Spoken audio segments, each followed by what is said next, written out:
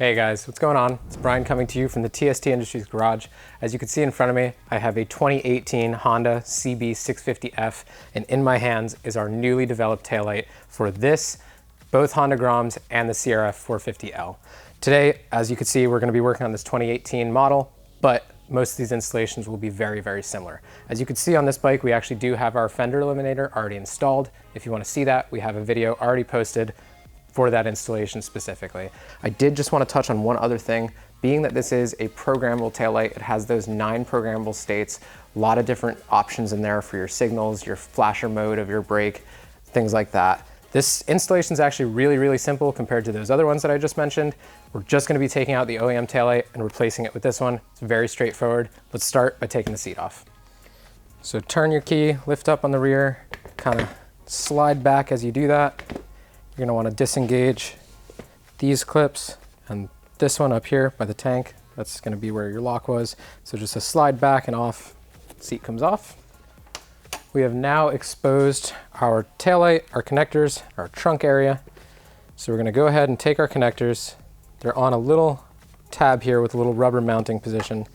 Just going to go ahead and take those off, fold it back. As you can see, we don't have our signals plugged in, nor do we have our license plate light. That is because we did a fender elimination on this. We took off the OEM fender and it had the license plate light and both signals. But being that this is an integrated light, we will be able to capture our signals again. So we're going to go ahead and lift up on this small tab on our taillight plug.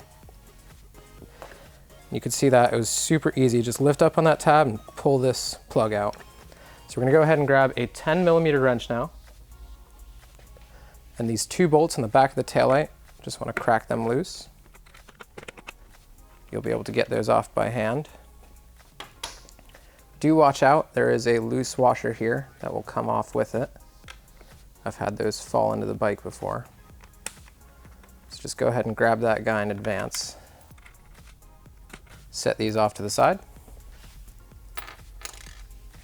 All right, and just like that, we're actually going to be able to take out our OEM taillight. So I'm going to route my wire back through here so that it doesn't have to do any sort of routing by itself. Then I'm just going to push on these 2 stem bosses here, these overmolded bolts. And as I do that, I'm going to want to take the taillight in my hand and kind of pull downward with it. So you can kind of see that motion here. I just want these stems to kind of clear this rubber grommet. So we're going to pull out and down simultaneously. Might catty corner it a little bit, and then there we go. Comes right out. So you do just want to kind of be careful because there is a little bit of a lip around this taillight, and if you try to pull straight out without doing a little bit of a catty corner wiggle, you'll kind of hit that lip evenly on both sides. If you kind of start one side first and then pull out, you'll dodge that on both sides. So we can go ahead and now set this off to the side. So with the OEM taillight removed, we can go ahead and grab our TST Industries taillight. We're going to route the wires back through where the OEM went. This can be a little tricky because we have to dodge a couple of brackets with 3 plugs here, but we'll get it. Once you get one through, you can kind of use it to assist the other ones, making sure we're not pulling the connectors too much. Kind of routing down in. Yeah, I'm caught on a bracket myself right now. There we go. Just kind of route that guy down in. And then as we get a little bit closer, we're going to have that same issue where if we try to go straight in, we'll hit both sides of this taillight shroud geometry. So we're going to want to kind of catty corner it in, one side then the other. Look at it while you do it so you make sure you're in the most open place. And then we can kind of just flex ever so slightly down into the grommet and insert those posts just like that. So at this time, we're going to go ahead and grab the washers that came off of the OEM and the 2 screws provided by TST. So we're going to go set these guys here in a safe location. So we're going to go screw into washer, and then screw into taillight. So just make sure that being your first time installing these, you're staying parallel to the mounting bosses and perpendicular to these tabs. These screws can walk a little bit as they're plastic threading screws, so they're going to be threading your bosses the very first time you're putting these in. And we're just going to want to go until we see that grommet compress a tiny bit. We don't need much more than that. They are self-threading, so that first time that you put them in, they will have made their own threads and they'll be very secure. So we'll take that second one. Same deal, just make sure that as we're threading in, it stays parallel to the mounting boss and perpendicular to these little tabs that they mount onto. And there we go, just compress that grommet a tiny bit. You don't need too much more than that. Give them 1/8 of a turn each, maybe at the end. There we go, make sure you have a very solid mount. Should feel nice and sturdy in there. And at this time, we could go ahead and plug in our connections. So to make sure that I'm getting the right one, we are going to pull the key out of the bike and just test the turn signals individually, making sure that we have left where left is and right where right should be. So that is the wrong side signal.